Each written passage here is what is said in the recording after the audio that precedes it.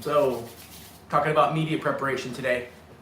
Hope everybody had a great holiday, by the way. Happy New Year. First video since I've been back. It's been a little bit crazy, but we're thankful for that. Even in this crazy time, people are still getting educated. It's awesome. So, we're going to jump right in. Media preparation. Most of the questions I ever get asked are in regards to media. What is it? What's it do? You know, it's really the primary purpose of tissue culture. Once you understand this, everything else is relatively easy, in my opinion. It's literally just understanding how to create different types of protocols for each strain. And the food is how you do that, the media. The media is really the magic in tissue culture because it allows for so much variation in each strain, in each cultivar, so you can really maximize potential for each strain, you know, really break down food, the agar, the hormones precisely for each strain, and it really makes them perform unlike anything we've ever seen before. It's a lot of fun. So again, back to the medium. It's called medium. People call it agar, but what it really is just food. Agar is what makes it hard. That's the hardening agent that makes the food hard. The strength of the food, stiff or soft, is determined by agar. So it's really not called agar. This is just the hardening agent, agar. People call the food agar, but this is media. Media being the food, just basically nutrient salts, real simple. This is one of my favorite ones. DKW happens to be the one that I've had very good success with. There's about 4 or 5 different ones you can use. I suggest you try different ones, but this one's been very good for us, although certain cultivars have preferred this one. This one is the cannabis media by MS. A little bit different variation, a little bit different hormone setup, but this one works good too. So there's really no one size fits all when it comes to making media. This is the beauty of, you know, the ability to mix up your own stuff rather than a TC kit. This is why I don't like TC kits, because it's kind of a one size. Everything's gonna either work or it's not. You have no variables, no variation. When you make your own stuff, it really allows you to work on each strain, because sometimes you'll put them in and they don't work. They don't look good, they look like shit. You have to adjust the food, the hormones, pH, lots of different adjustments. That requires you understanding over time, working with this media, working with hormones. It's not something you can just jump into. It takes time learning what each food, which each hormone does, and as you learn that process, you'll be able to selectively choose food and hormones that best suit that plant. You'll kind of learn over time what works and what doesn't. It's really cool. So again, DKW is the one that I kind of have stuck with. This is my basic, okay? When we're mixing this, it's real simple. We're mixing 5.32 grams in a little nutrient boat. Weigh yourself out, 5.32 grams. That's what the instructions for on the side of the bottle, 5.32 grams per liter of water. We always use reverse osmosis or distilled water, of course. The water purity is obviously a very utmost importance. So good water, start with that. I find that the water, most times when I add this stuff to it, it just drops the pH extremely low. It drops it down to like 4. So usually what I'll do is I'll pour my water into my mixer, and once I get it at 800 mils, I will adjust the pH. I'll add usually about 12 drops of pH up, because I know that's my mixture, usually what it takes to get it right around 5.8. About 10 drops of pH up. So I'll usually add my pH up, get my water perfect first.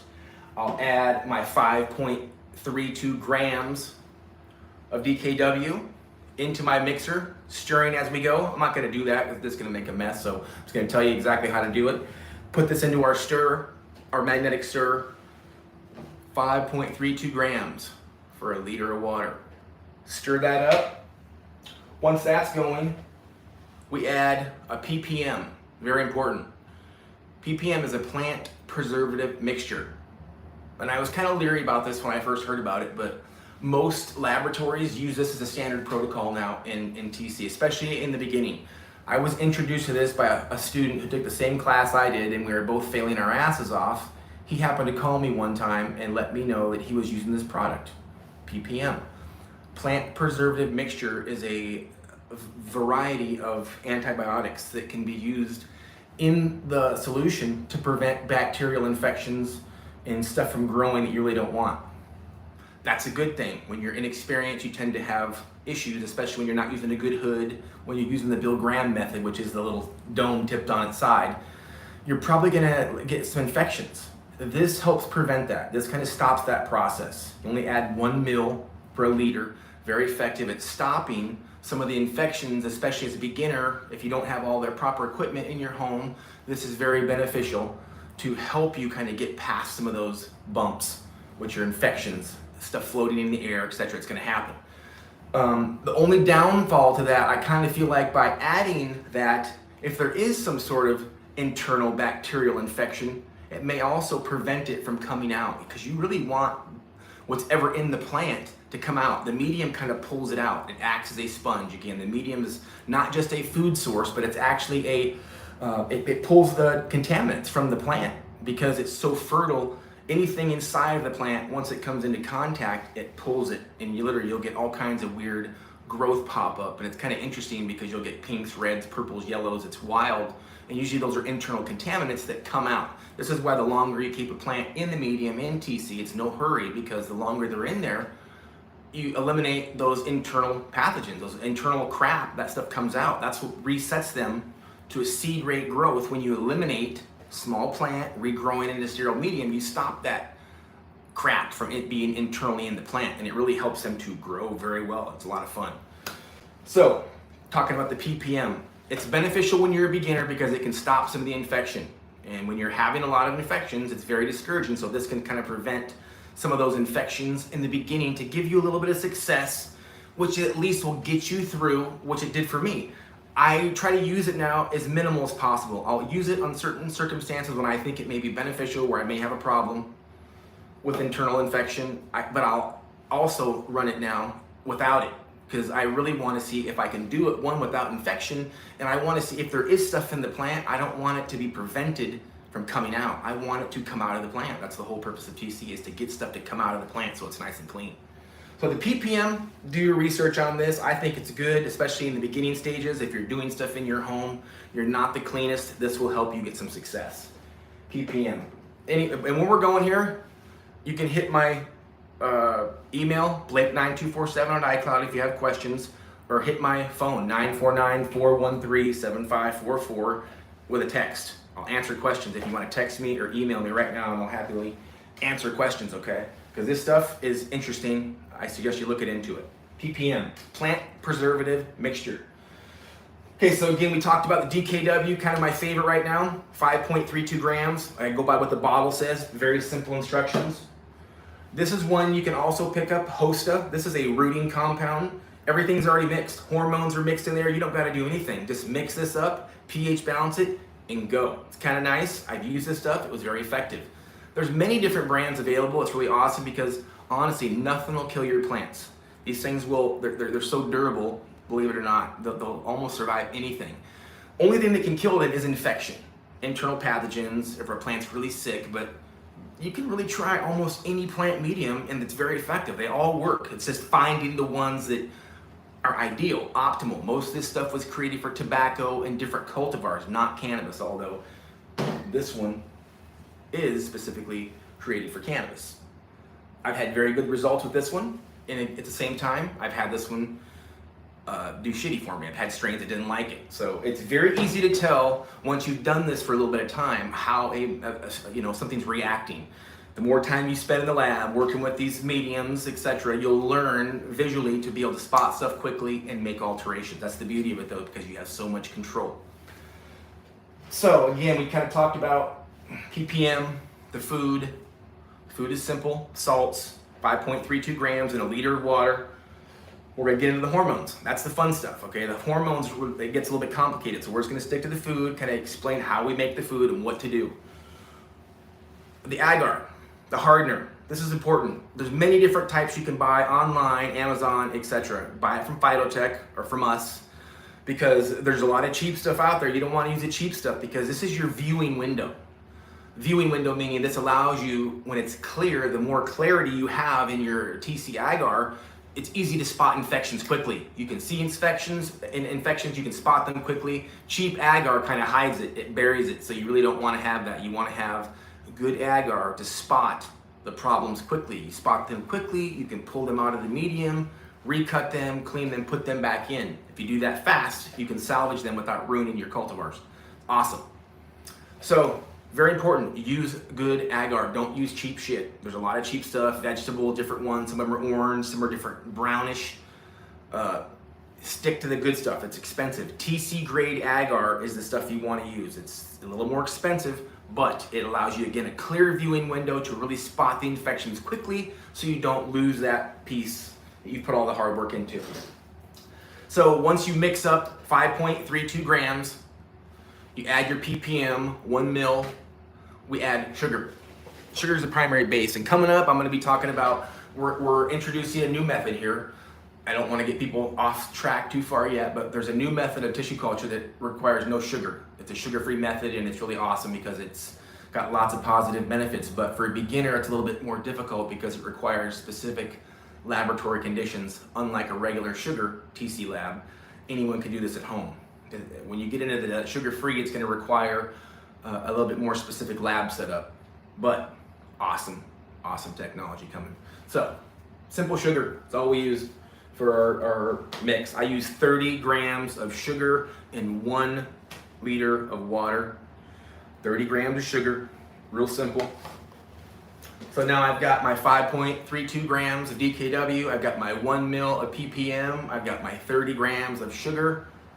We're ready to rock. pH balance it, 5.8, real simple. You can have a variable window from 5.5 to 6.3, but try to keep it around 5.8, very simple. That's it for food. That's how simple it is. You can add charcoal at this point. Charcoal simply helps aid in plant rooting. It's a light inhibiting. Darkness helps auxins be stimulated so they'll root. Dark hormones or dark medium will help inspire roots. So I put charcoal in on, usually if it's a difficult plant, I'll throw the charcoal in. Mix it thoroughly. When you're doing the charcoal, I just advise you have to shake it and mix it the entire time you're doing it very thoroughly because it'll leave chunks and it'll settle and leave all kinds of weird blotches. It doesn't hurt anything, but it can look kind of ugly. So make sure you mix your charcoal well. The charcoal is just basic charcoal. You can find that online anywhere. You can find it at Phytotech.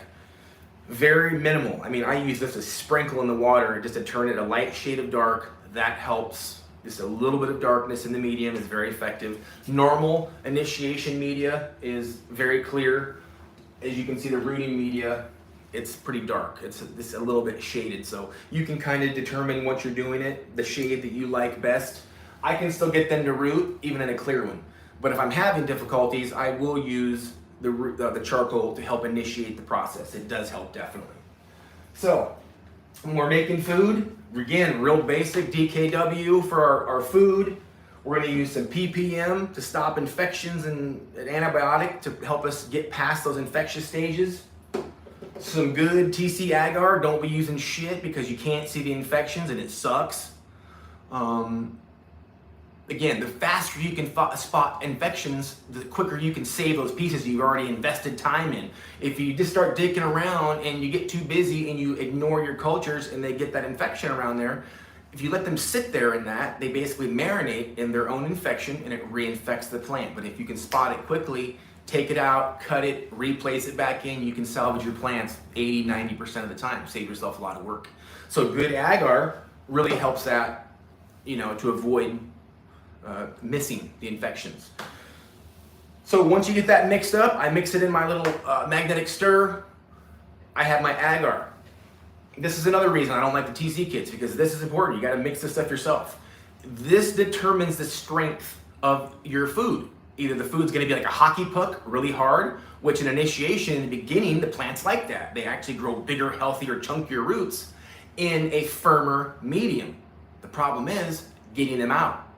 It's like a hockey puck. You go to pull it out of there with roots and everything will break off. So in initiating, we use a little bit firmer puck, a little bit like around 6 grams of agar in our initiation.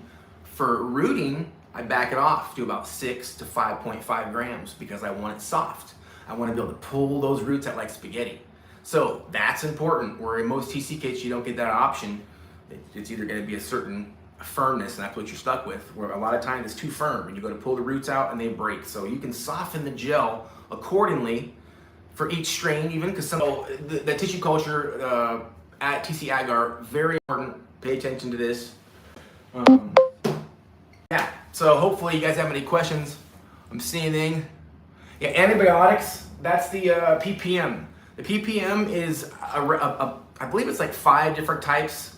I buy this from Celtec.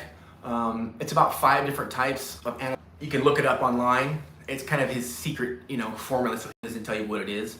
But yeah, it's effective. Again, I like to use those. It helped me in the beginning.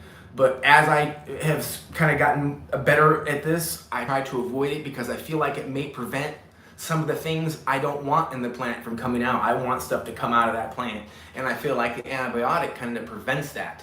But in the beginning stages, again, when you're a beginner, you're working in an unclean area, using a little flip dome, whatever, you're probably gonna have contaminants, and this will at least help you get past that point. It's good for your conscience because failure over and over and over makes you want to park it. This is why most people with TC kits end up parking them. They end up sitting there and not being utilized because after you fail a few times or stuff doesn't work, there's no one to talk to, no questions, to be answered. So you tend to park it because who can fail? Sit there and failing sucks.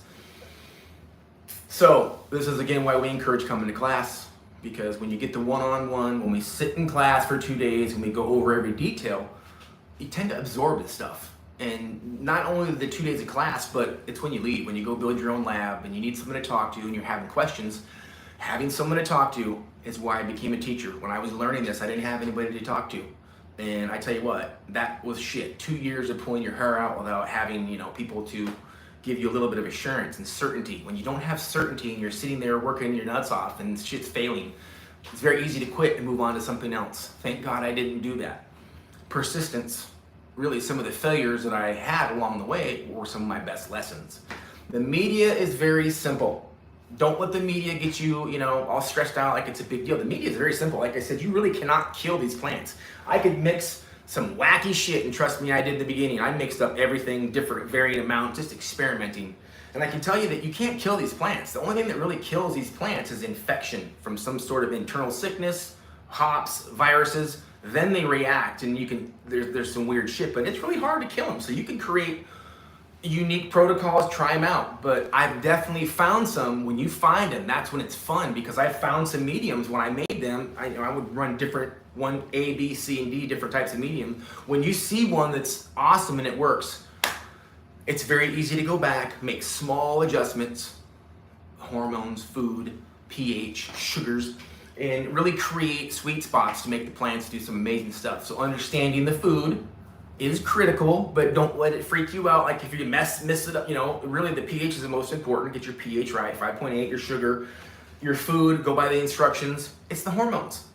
Because the food is gonna be real basic. It's once you get into the hormones now, that's when things can go really sideways quickly and you can start experiencing epigenetic weird growth and you think you're messing up, when it's just your hormone doses are improper, and it's really hard for you to play Mother Nature, God, and create ideal doses. We're trying to, get close to Mother Nature.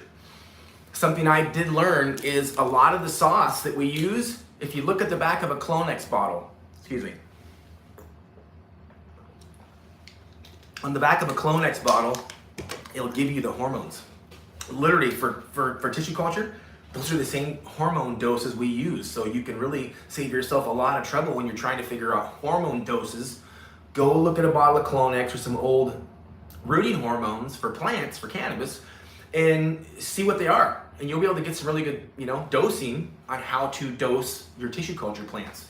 Now that we've mixed up our food, we've used our appropriate agar to harden, either initiation about 6 grams, 7 grams sometimes. If you want them firmer, they do better in a firmer medium. But again, for rooting, I do about 5.5 grams.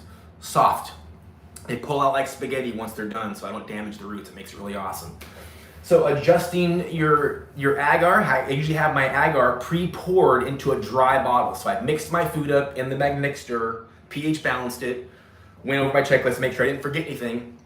I have my 5.5 grams of agar already in a dry bottle. I take my mixing solution that's already been mixed in my little thing here. I dump that into my agar, mix it, add 200 mils of water on top because my beaker only holds 800. So we want 1 full liter. I top my bottle off, cap it, break the cap so it's not completely tight. We gotta have a little bit of air to breathe, and I put it in the autoclave for 20 minutes. Not everybody's gonna have an autoclave. You can get them online. Honestly, I bought my first autoclave for less than 200 bucks. You know, it's not super fancy, but it works. Ideally, you're gonna spend about 1,200 to 1,500 bucks, $5,000 for digital.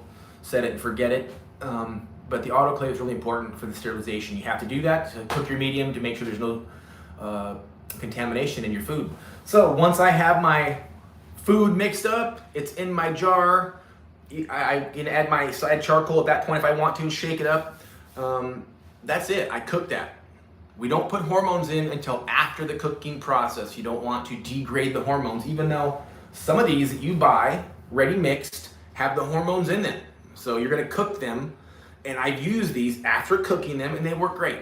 So as far as degrading hormones, that's up to you to decide if you really think that's a big deal. I've used this and had very good results. After cooking it for 20 minutes, the hormones are in here. I don't have to add anything, it's already there. I prefer to add my own hormones after. I think you're gonna have a healthier set of hormones not being heated for 20 minutes under 220 degree temperatures. So I like to add my hormones after for efficacy. I think you're gonna have a more potent bit of hormones. Once you cook for 20 minutes, I put it into the hood. I have my hood on so I'm getting fresh air, letting it cool off. I drop it to about 60 degrees Celsius. I think it's 140 degrees Fahrenheit, cool down. At that point, I will add my hormones. I'm not gonna go into the hormones too much right now. I'm gonna make another video because literally the hormones they're not complex, but they are. You really have to get into understanding cytokines and auxins. If you're in the mood, if you're in you have the idea you want to learn TC, but you're just been on the fence, kind of start studying cytokines and auxins, because your ability to learn will greatly improve when you understand the meaning of those two terms, because you're going to be working with cytokines and auxins. Those, once you understand how to utilize those and make your foods easy, again, it's pretty much made for you. Minimal adjustment to that. It is what it is. Now the hormones, you're talking maximum variation. Now you have about 10 auxins and about 10 cytokines to choose from. Each one can be used by itself. You can use them in combination, different combinations. The one that I use right now is a TDZ, NAA, and IBA. 3 combo. 2 auxins, 1 cytokine. If you do a lot of research online, they tell you not to combine a cytokine and an auxin because a cytokine can block out an auxin. It can stop the ability for it to root. Sometimes the plants have to utilize all the cytokines before the auxins will root. I found that not to be the case. I was having trouble. I could get them to root, but they wouldn't grow. I was using no cytokine, just auxins, and they would root, but they would just sit there. By adding, over time, I experimented, tried different things, and figured it out. By adding a little bit of a cytokine on top of my 2 auxins, that's made it pop, it made it shoot, it made it grow. So that was a huge learning factor for me in lots of multiplication experiences of learning what to do with hormones. It was really frustrating, but not only that, but you really want to take some time and learn this. Learn the pen. This is a micromole pen, pipette. But this is one of the most confusing things to me when I first started was understanding this. I didn't go to, spend a lot of time in math and school and numbers and calculus. But this pen is critical in your measurement of hormones. And if you don't understand this, good luck having somebody explain it to you. This was another thing for me that was so frustrating. I could never get anybody to answer, how do you read this? What's it mean? No one even knows this shit. Very, very difficult to find people who will assist you. We love helping you.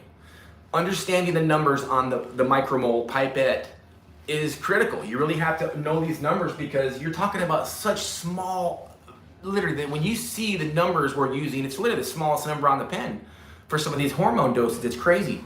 Such a small amount of hormone has such a huge impact on the plant. It's just crazy when you realize that such a small bit of hormones can do such a crazy amount of things to the plant. The beauty is once you work with these auxins and cytokines long enough, you'll be able to determine which one does what to your plant. Cytokines, shoots, stems, it's basically a veg. It makes everything grow. Shoots, a little bit of rooting, but mainly shoots, auxins, tips. Auxins now are basin. Auxins are the root down below. So when you can learn certain auxins, even though will have effects on the tips and shoot growth. So my point is, once you understand cytokines and auxins, you can literally make the plant grow at certain points on the plant with certain auxins and certain cytokines. You can create specific growth at specific spots on the plant by understanding the chemistry. Again, I can't emphasize enough, this is why I don't like the TC kits, because it doesn't allow you to learn. You're not experimenting with different cytokines, auxins, and foods, and that's the beauty of TC. It's the variation and the experimentation that makes you learn. Even if you're failing and screwing up and going along the process, that failure allows you to, over time, learn, scout, recognize problems, and be able to identify and make little small tweaks and tunes that you otherwise wouldn't have been able to recognize. So understanding your cytokines and auxins, hormones, way more critical than the food. The food's simple. You're gonna find something, as a standard to start with. You can try many variations on top once you're comfortable and having some success. I don't recommend you start doing a lot of experimenting until you have some success. Once you're getting comfortable, you're getting some rooting and you're getting plants to come out of culture, then do some experimentation. Every time I was making rooting medium, I would make an A, a B, a C, and a D. Usually my A and my B, one was an initiation, 2 rooting, and the 4th or 3rd, whatever, would be a variable. I'd make a different solution, different hormones, different food, and on the same plants, but just, every time I was doing an experiment, so I'd have my standards over here, but then I would throw in a variable to see something different. And that's usually what I would end up coming up with. My special recipes is the variable. I've got my ones that are doing good over here, my normal A and B medium, but my D would usually be a variation. That's how I came up with my favorite solution, again, which was TDZ, IBA, NAA, and that's the TDZ is basically an herbicide. Some people may not want to use that. Certain states, it's against the law. It's like Ancient Orange, it's brutal. But we're using such a small, minute amount that it's never gonna come up in a test, it's never gonna be into the plant, because so anything this big, regrown in a fresh medium, you're not gonna have to worry, about that showing up in a test. It's not gonna be a problem. But there's other alternatives to TDZ. There's definitely other alternatives. There's metatopoline, I'm drawing a blank. There's like 5 or 6 other cytokines you can use instead of TDZ. I just find that TDZ, in my opinion, I've used a bunch of other ones, and they are very ineffective compared to TDZ. TDZ can actually make your plant do some weird stuff. Epigenetics make them look like they're not normal. Over hormones, we tend to, give them too much food, too much love, too much hormones, thinking it's gonna make them grow better. Very small, minute amounts of hormones make the plants do crazy stuff. It's really wild. Again, when you understand the hormones, it just opens up another level in the growing for you, because once you understand cytokines and auxins, you can make your own food, you can make your own mediums and cloning solutions, but now you can add additives after the plants have been through culture. In your grow, you can add these additives, cytokines and auxins at small levels, and create magic. You can make the plants grow side branches, upper branches, bigger stems. You can make super plants from hormones. And again, if you see the amount, very small amounts of hormones, and it does crazy stuff. So it's really cool having that kind of control. Tissue culture is awesome in the tube, controlling all these different parameters, but you can do it when they're out in your garden with cytokine and auxin knowledge. Understanding those terms, again, will allow you to create specific chemistry that you'll be able to alter your plants not only in culture, but in your grow. And I'm telling you, some of the results you'll get, I don't like saying, you gotta do it yourself. When you see the difference in the success of the plant, it makes growing fun again, because yields and terps, all these things are really at our control. We just have been unaware of it. We're kind of, used to using measured stuff and bottled stuff. I can tell you that I love organics. Nothing against the salt companies, but now that I've been doing this, I can tell you 100% that my plants that I take cultures from out of soil, organically, they tend to do better and thrive and have a better reproductive rate in culture. Ones that I've taken from rockwool or cocoa, they tend to not do as well. They tend to be a little unhealthy. Yellow, longer time to either initiate or take, or sometimes they don't. I don't know if it's killing the immunity. I don't know what it is. And this has been for some time. I've tried both variables for a long time. Dirt has allowed me healthier cultures to get better initiation and less infections. And I can also run Zerotrol through my mom's for 3 to 4 weeks before I take those pieces. If I have a plant that I know has some internal pathogens, I can run Zerotol through the plant for 3 to 4 weeks and eliminate internal pathogens with Zerotol, and then take those pieces, initiate those, and I'll get about a 90% higher success rate just simply by eliminating pathogens in the medium, etc., allowing me to get some healthy cultivars to pass the infection stage. So that's kind of an important thing. I felt like Rockwool and cocoa, I didn't get as healthy pieces when I'm using soil organic. I just feel like the regenerative capabilities are much better. So check that out. Even for smoking, my whole point is for terps, you know. So salts are big and pretty. Dirt is almost embarrassing sometimes. I won't show my dirt ones because they're small, ugly, yellow little nugs, but they stick to the wall and they don't turn to cardboard after a month or two of being cured. It's a different kind of terp. To me, it's more flavorful and well worth the effort and the pain in the butt. But I hope you got a little bit of info from the media. Questions, hang on. Gibberellic acid and seed germination. Gibberellic acid is awesome because supposedly what it does, it actually makes us similar to hydrogen peroxide. It makes it swell, but because it's a hormone, it actually creates a swelling, a growing effect of the embryo. So a little bit of gibberellic with the cytokine kinetin. That's what I was sending out with some of the seed packs. There's no doubt it's a hormone. It's a hormone. So it's once that touches that embryo, it's going to expand it and help it break the coat, the shell. I explained it again in some of my older videos that I feel like seeds become fossilized. The older they are, they almost get like a dinosaur shell, and that's almost like a preservation mechanism, so they're hard. So the hydrogen peroxide, gibberellic acid, and a little bit of kinetin, those are 2 cytokines. They initiate the swelling of the embryo to pop that shell and initiate growth way more than just standard water. So if you have the ability to purchase those things and use gibberellic, I recommend it. It's very small amounts. It's very helpful for difficult seeds. Yeah. So again, the food, don't let the food, make you crazy, think it's a big deal. It's not technical. The food is very basic. You're not going to kill anything. You can have very good results with many variations. It's more important to pay attention to your hormones, understanding the cytokines and auxins. That's going to get you the results, but again, you're really going to want to do lots of experiments. This is why you have to have a bigger autoclave, not one out of a TC kit, because you're going to want to cook. You're going to want to cook 3 or 4 bottles. Bigger size bottles like this aren't going to fit in a little coffee pot. You need an autoclave that's going to hold 3 to 4 bottles, some of your food. Otherwise, you're going to be cooking for 2 or 3 days straight just to get, a couple test tubes and a couple rounds.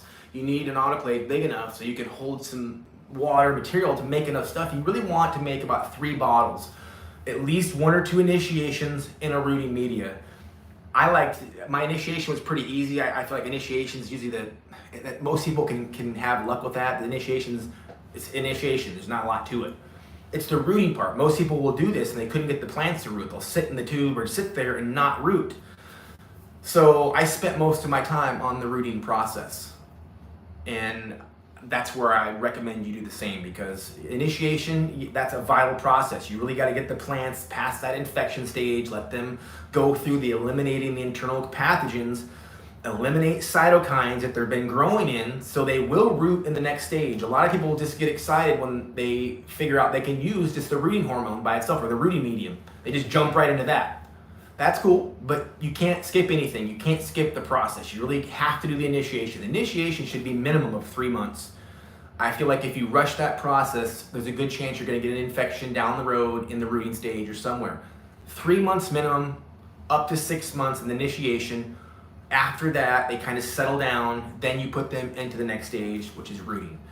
And again, I tend to practice more on the rooting media for my experimentation because I feel like, again, that rooting has been the most advantageous, because if I can get them to root, it changes everything. Once the plants grow a little bit of root, you can have the sickest, ugliest, gnarliest little sheath looking nub, but once it roots, the plants change. They go right back to healthy and normal. So I was really focusing on just getting the plants to root, because if I can get the plant to grow and be healthy, I can retake more pieces and re-experiment. My whole goal has been just not to kill the plants and not to create too much epigenetic, meaning wild, weird growth. And that happens when you over-hormone, when you give improper hormones or weird dosing.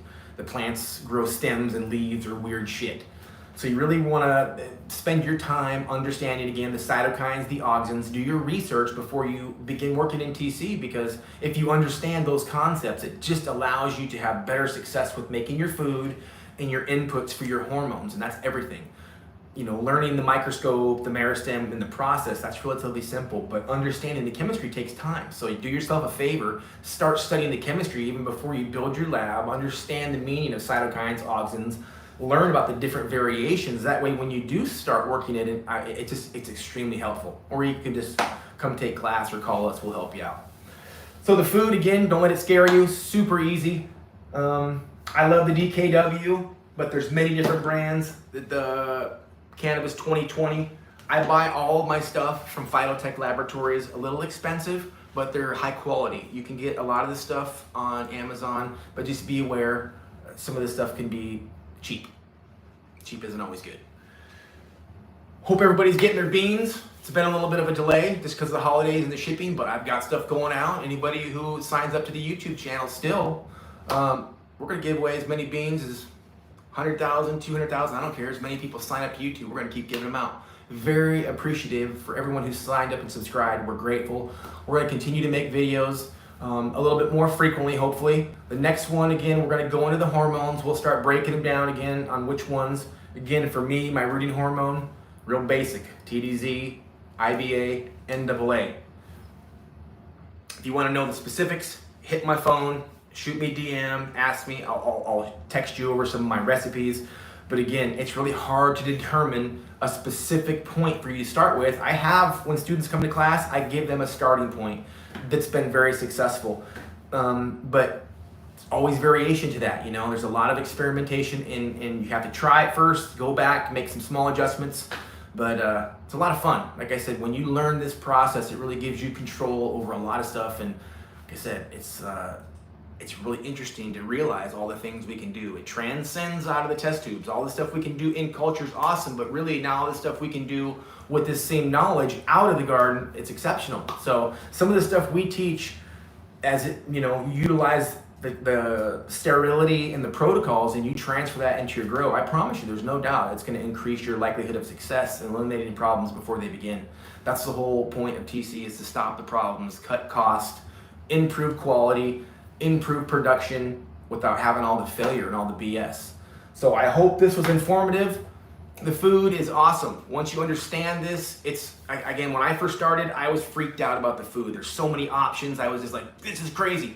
Don't let it fool, don't let that, the food is basic, okay? It's the hormones, but don't let that get you all upset or freaked out. We're gonna get you a platform to start, but it's your job to start figuring out what they mean. Understand cytokines, auxins, really dig into that, because again, the more you understand those concepts, it's really gonna help you, you know, get into culture and have success.